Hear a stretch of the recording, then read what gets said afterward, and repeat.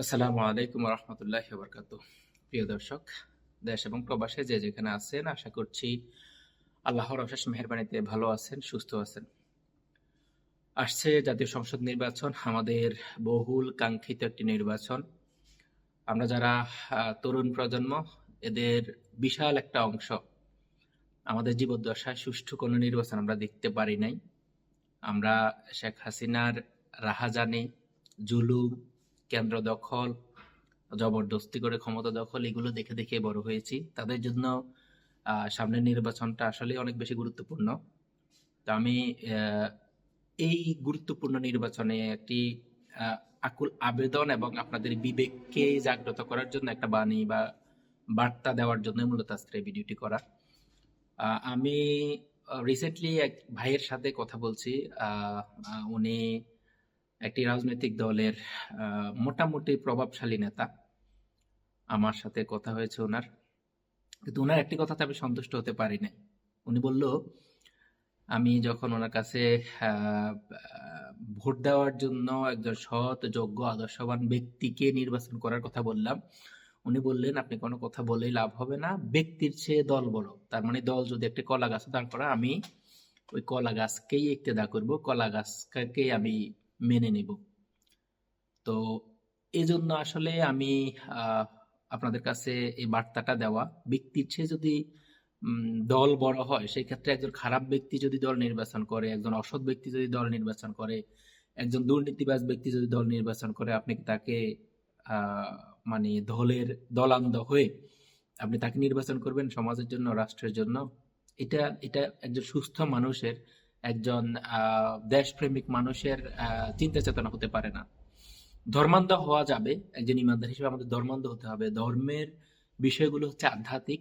আপনাকে চোখ বন্ধ করে কিছু জিনিস বিশ্বাস করতে হবে। ধর্মান্ধ যদি কেউ আমাকে গালি দেয়, আমি বেজার হই না, খুশি হই বরং। কারণ ধর্মান্ধ যদি পরিপূর্ণভাবে আপনি না হন, আপনি পরিপূর্ণ ইমানের মানে মুসলমান হতে পারবেন না, পরিপূর্ণ ইমানদার হতে পারবেন না। কিন্তু দলান্ধ হওয়া যাবে না। সেটা যদি আমি যে দল সাপোর্ট করি সেই দলের ক্ষেত্রেও হয়। যদি দল এমন কোনো মানুষকে দেয়, আমি জানি সেই লোক দুর্নীতি করে, আমি জানি সে লোক খারাপ কাজ করে, আমি জানি সে লোক অন্যায় করে, আমি তাকে অ্যাভয়েড করব। আমি এমন দলের দীক্ষায় চলি যে দল অন্তত এই প্ল্যাটফর্মটা ওপেন রাখছে। আমার দলের একজন নেতা ঊর্ধ্বতন যদি ভুল করে, সেই ভুলের জন্য আমরা কথা বলতে পারি। যাই হোক, আমি যে প্রসঙ্গে, সেটা হলো গুরুত্বপূর্ণ একটি নির্বাচনে আপনি আপনার মূল্যবান ভোটটা এমন মানুষকে দিবেন যে মানুষটা সৎ, যে মানুষটা আল্লাহওয়ালা, অথবা যে মানুষটা অন্তত ন্যূনতম আল্লাহকে ভয় করে তার কাজের জন্য। যে মানুষটা ক্ষমতায় আসার পর আপনাকে প্রত্যক্ষ পরোক্ষভাবে সহযোগিতা করুক বা না করুক, সে এমন কোনো গ্রুপ বা এমন কোনো দলকে সমর্থন যোগাবে না যারা সমাজে রাহাজানি, দুর্নীতি, টেন্ডারবাজি, চাঁদাবাজি এগুলো করার জন্য উৎসাহ পায় বা সাপোর্ট পায়, সমর্থন পায়। পাশাপাশি হচ্ছে, এমন কাউকে নির্বাচন করবেন না। আমরা নর্মালি আমরা প্রত্যক্ষভাবে একজন পার্লামেন্ট মেম্বারের কাছ থেকে প্রত্যক্ষ সেবাগুলো পাই না। প্রত্যক্ষ সেবা বলতে আমরা পরোক্ষভাবে রাস্তাঘাট, কালভার্ট, পুল, ব্রিজ এগুলো পাই, কিন্তু পরোক্ষভাবে আমরা অনেকগুলো সেবা পাই এবং পরোক্ষভাবে অনেকগুলো খারাপ কাজও হয় তার দ্বারা।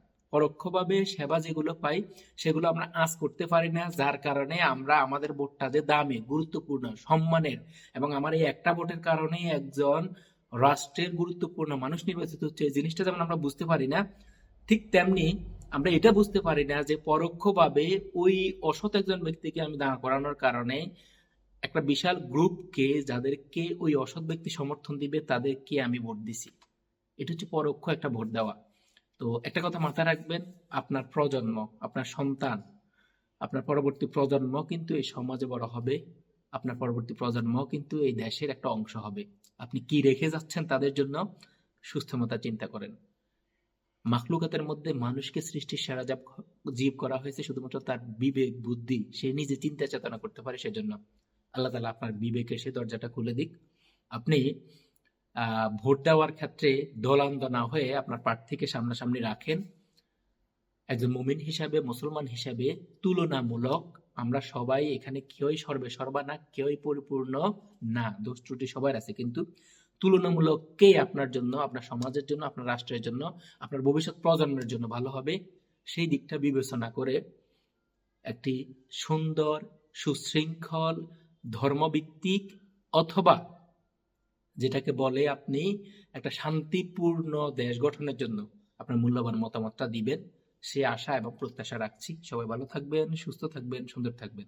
ধন্যবাদ।